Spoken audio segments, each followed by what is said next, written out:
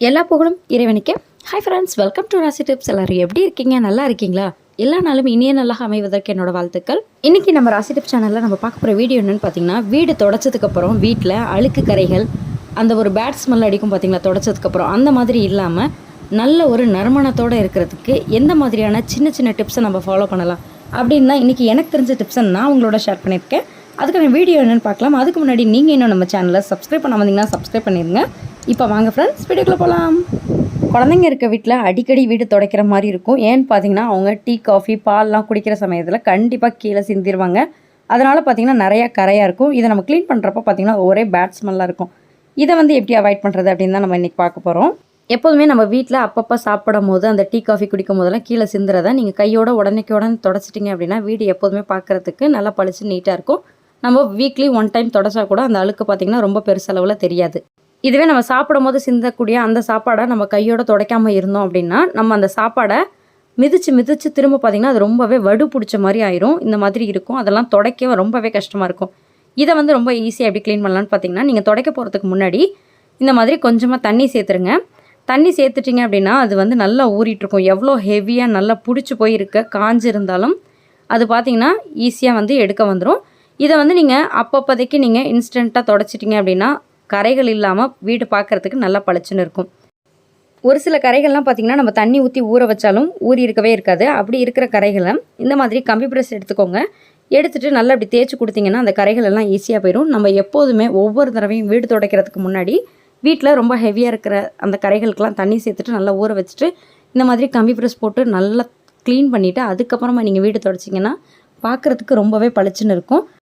இந்த கரைகளை நம்ம துடைக்காமல் வீடு துடைச்சோம் அப்படின்னா அந்த ஒரு இடத்துல இருக்கிற அந்த கரைகள் பார்த்திங்கன்னா மற்ற இடத்துல பரவி எல்லா இடமே பார்த்திங்கன்னா கரையாக அசிங்கமாக தெரிய ஆரம்பிச்சிடும். இப்போ நான் ஃபஸ்ட்டு வீடு துடைக்கிறதுக்கு ஒரு பக்கெட் ஃபுல்லாக தண்ணி எடுத்திருக்கேன். இப்போ இதில் பார்த்திங்கன்னா நான் எந்த விதமான லிக்யூட் எதுவுமே கலக்கல, வெறும் தண்ணி மட்டும்தான் வச்சுருக்கேன். இதில் நம்ம ஃபஸ்ட்டு வீடு எங்கே துடைக்க போகிறோமோ வீடு ஃபுல்லாகவே துடைச்சிருங்க. நான் எப்போதுமே பார்த்திங்கன்னா ஃபஸ்ட்டு ரூமு ஹாலு தான் துடைச்சிருவேன். அந்த மாதிரி ஃபஸ்ட்டு ரூம் ஹால் எல்லாமே வெறும் இந்த தண்ணியில் மட்டும் மோப்பை நினச்சிட்டு நல்லா இறுக்கி பிழிஞ்சிட்டு நீங்கள் வீடு ஃபுல்லாக துடைச்சிருங்க. லாஸ்ட்டாக நம்ம கிச்சன் துடைச்சிக்கலாம். வெறும் தண்ணி வச்சு வீடு ஃபுல்லாக துடைச்சதுக்கப்புறம் பார்த்தீங்கன்னா மோப் அலசும் போது அந்த தண்ணியில் நிறைய அழுக்காக இருக்கும். இது ஃபுல்லுமே நம்ம வீட்டில் உள்ள அழுக்கு. இதில் நீங்கள் எந்த விதமான லிக்யூடு சேர்த்துட்டு நீங்கள் வீடு துடைச்சாலுமே இந்த அழுக்கோட ஸ்மெல்லு மட்டும்தான் கண்டிப்பாக இருக்கும். அதனால் ஃபஸ்ட்டு வெறும் தண்ணி வச்சு துடைச்சிருங்க. இப்போ நம்ம துடைச்சதுக்கப்புறம் அந்த மோப்பில் பார்த்திங்கன்னா நிறைய அழுக்கு இருக்கும். அதை அப்படியே நம்ம திரும்ப துடைக்கக்கூடாது. அந்த மோப்பை நல்லா தண்ணி சேர்த்து நல்லா அலசிடுங்க. நல்லா 3-4 தடவை அலசிடுங்க. இப்போ நம்ம ஒரு தடவை வீடு துடைச்சதுக்கப்புறம் பார்த்திங்கன்னா இந்த மாதிரி தான் இருக்குது. ஏன்னா நம்ம அதில் இருக்கிற கரைகள் எல்லாத்தையுமே கம்பி ப்ரெஸ் வச்சு க்ளீன் பண்ணிவிட்டு துடைச்சதுனால ஃபஸ்ட்டு தடவை துடையல்லே பார்த்திங்கன்னா ரொம்பவே சூப்பராக நல்லா பளிச்சுன்னு பளபளன்னு இருக்குது. நம்ம லைசால் போட்டு துடைச்சாலும் சரி, வெறும் தண்ணி வச்சு துடைச்சாலும் சரி, அந்த ஒரு தடவை துடைச்சதோடு விட்டுட்டோம் அப்படின்னா கண்டிப்பாக அதில் அழுக்கு ஸ்மெல் இருக்கும். ஒரு மாதிரியான ஈர ஸ்மெல் இருக்கும். அதை அவாய்ட் பண்ணுறதுக்கு என்ன பண்ணணும் அப்படின்னு பார்த்திங்கன்னா, ஃபஸ்ட்டு நம்ம வீடு துடைக்கிறதுக்கு முன்னாடி நம்ம வீட்டில் எதெல்லாம் டிஸ்டர்பாக இருக்கோ அதெல்லாம் எடுத்து வைக்கிற மாதிரி உள்ள பொருள், முக்கியமாக சேர்லாம் பார்த்திங்கன்னா எடுத்து வச்சுருங்க. நம்ம வீடு துடைக்கும் போது பார்த்திங்கன்னா கண்டிப்பாக ஃபேன் போட்டுக்கோங்க, டியூப்லைட் போட்டுக்கோங்க. ஃபேன் போட்டுக்கிட்டிங்க அப்படின்னா கண்டிப்பாக அந்த ஈரம் சீக்கிரமாக காஞ்சிரும்.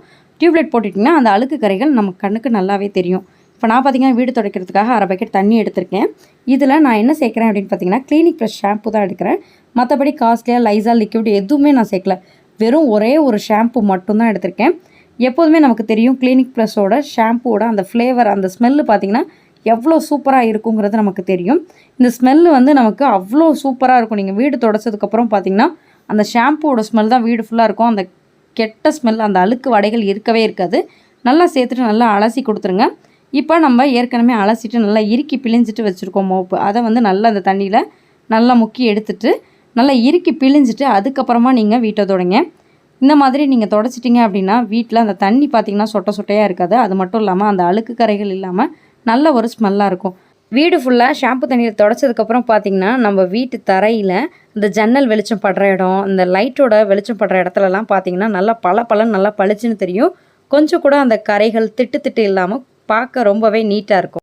இதுவே பார்த்திங்கன்னா நம்ம வீடு நல்ல ஒரு ஸ்மெல்லாக இருக்கும். ஆனால் இந்த ஸ்டேஜோடு விட்டுறாமல் நம்ம தரையில் இருக்கிற ஈரத்தன்மைகள் சீக்கிரமாக காயறதுக்காக நீங்கள் எப்பப்பெல்லாம் வீடு துடைக்கிறீங்களோ அந்த ஸ்டேஜில் ஒரே ஒரு ஊதுபத்தி அல்லது 2 ஊதுபத்தியை நீங்கள் பற்ற வச்சு இந்த மாதிரி வச்சுடுங்க.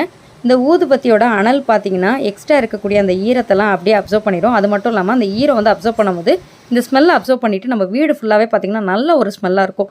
வீடு தொடச்சிங்கன்னா அந்த கெட்ட ஸ்மெல் இல்லாமல் நல்ல ஒரு குட் ஸ்மெல்லாக இருக்கும். கண்டிப்பாக இந்த மெத்தடை வந்து ட்ரை பண்ணி பாருங்கள். வீடியோ பிடிச்சிச்சுன்னா வீடியோ லைக் பண்ணுங்கள், ஷேர் பண்ணுங்கள். தேங்க்யூ ஃபார் வாட்சிங். Thank you friends.